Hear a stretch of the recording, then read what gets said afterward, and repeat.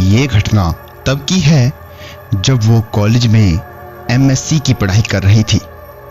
वो उस समय वहां के गर्ल हॉस्टल में रहा करती थी। परीक्षा से पहले वो और उनकी कुछ सहेलियां लाइब्रेरी में पढ़ाई कर रही थी। पढ़ाई करते हुए रात के 12:30 बज चुके थे। उस लाइब्रेरी में वो केवल 6 लड़कियां थी। लाइब्रेरी में सन्नाटा छाया हुआ था। सारा हॉस्टल एकदम शांत था। तभी उनमें से एक लड़की ने कहा कि बस यार, पढ़ पढ़ के तो बोर हो गए हैं, क्यों ना कोई खेल खेले जिससे दिमाग भी फ्रेश हो जाएगा और नींद भी नहीं आएगी। सब उसकी बात से सहमत हो गए। उनसे एक लड़की जिसका नाम पूजा था बोली, चलो हम सब किसी आत्मा से बात करते हैं। ये सब कहकर वो अपने कमरे में गई और ओजा बोर्ड लेकर आई जिस पर ए से जेड तक अल्फाबेट, 0 से 9 तक नंबर और किनारों पर यस और नो लिखा था।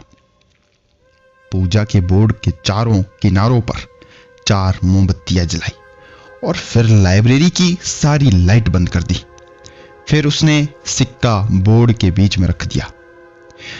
उनमें से 2 लड़कियां तो डर के मारे अपने कमरे में चली गई। बाकी चारों ने उस सिक्के पर एक उंगली रख दी।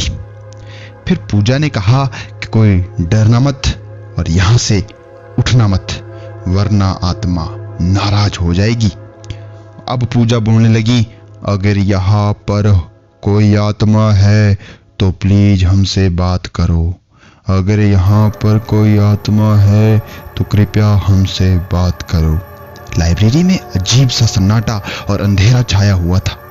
अचानक लाइब्रेरी में कहीं से कुछ आवाजें आई। उन्होंने सोचा शायद कोई किताब गिरी होगी। उसी समय सिक्का हिला और जसमतीत दीदी ने पूछा, क्या यहाँ पर कोई आत्मा है? तभी छत पर लगा बंद पंखा जोर से हिलने लगा। तभी लड़कियां डर गई, लेकिन पूजा ने कहा, कोई भी लड़की अकेली मत भागना, ऐसा करने से आत्माओं को नुकसान पहुंचा सकती है। उसके बाद पूजा ने ऊपर देखते हुए कहा कि अगर कोई आत्मा यहाँ है तो हमसे बात करे, कोई है तो हमसे बात करे, कोई है तो हमसे बात करे। बार बार यह कहकर कुछ देर तक सन्नाटा रहा और अचानक सारी मोमबत्तियां बुझ गई और लाइब्रेरी में एकदम ठक ठक ठक ठक की आवाज आने लगी। कदमों की आवाज थी। सभी लड़कियां डर के मारे भाग गई, लेकिन जसमतीत दीदी पीछे रह गई और उसने दरवाजा नहीं खुल रहा था। अचानक उन्हें लगा कि कोई उनके पीछे की तरफ खींच रहा है। वो जोर जोर से रोने लगी, चिल्लाने लगी। उसकी आवाज सुनकर हॉस्टल की सारी लड़कियां जाग गई और उठकर लाइब्रेरी की तरफ दौड़ी।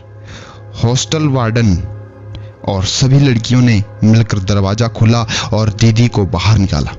इस घटना के बाद उन्हें आज तक लाइब्रेरी के डरावने सपने आते हैं और वो आज तक उस घटना को नहीं भूल पाई।